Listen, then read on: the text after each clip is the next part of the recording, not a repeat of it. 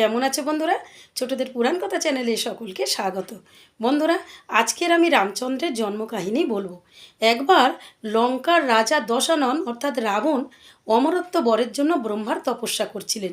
আর ব্রহ্মা তো যখন তখন যার তার তপস্যায় সন্তুষ্ট হয়ে তাকে বর দিয়ে ফেলেন। এবারেও তাই করলেন। তিনি রাবণের তপস্যায় সন্তুষ্ট হয়ে তাকে অমরত্ব বর দিলেন। অবশ্য তিনি বলে দিলেন যে নর এবং বানরের হাতে তার মৃত্যু হবে। এই আশীর্বাদে তো রাবণ খুব খুশি হলো, কারণ নর এবং বানর সামান্য, তারা রাবণের মতো শক্তিশালী ব্যক্তিকে কি করতে পারে।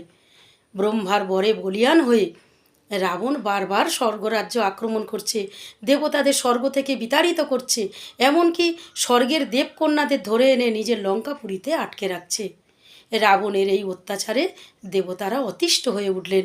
তারা ব্রহ্মার কাছে গিয়ে বললেন যে প্রভু, আপনি আমাদের রাবণের হাত থেকে বাঁচান। ব্রহ্মা বললেন, বর তো আমি দিয়েছি, কিন্তু এর সমাধান আমি করতে পারবো না, চলো আমরা নারায়ণের কাছে যাই।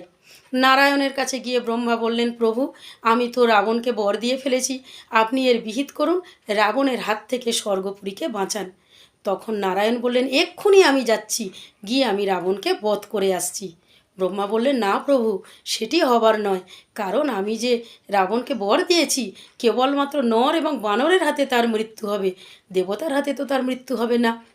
তখন নারায়ণ বললেন যে আপনি বারবার এমন কাজ করেন, আর আমি বারবার সেই সমস্যার সমাধান করার জন্য আমাকে মর্ত পৃথিবীতে জন্মগ্রহণ করতে হয়। ঠিক আছে, এবারেও আমি দুষ্কৃতির দমনের জন্য আমি পৃথিবীতে জন্মগ্রহণ করব। তবে অযোধ্যার রাজা দশরথ এবং তার স্ত্রী কৌশল্যা আমার পরম ভক্ত। দশরথ পুত্রেষ্টি যজ্ঞ করছে তার পুত্র কামনায়, আমি তার পুত্র রাম রূপে জন্মগ্রহণ করব। এবং দেবতাদের বললেন যে আপনারা বানরের গর্ভে বানর হয়ে জন্মগ্রহণ করুন, আমি যখন রাবণ হত্যায় যাব তখন আপনারা আমার সাহায্য করবেন। বন্ধুরা, এই কাহিনীর এই পর্যন্ত। আমার এই কাহিনী কেমন লাগলো লাইক কমেন্টস করে জানিও, এবং যারা এখনও আমার চ্যানেলটিকে সাবস্ক্রাইব করোনি আমার চ্যানেলটিকে সাবস্ক্রাইব করে দিও। পরের দিন আসবো সম্পূর্ণ নতুন একটি কাহিনী নিয়ে।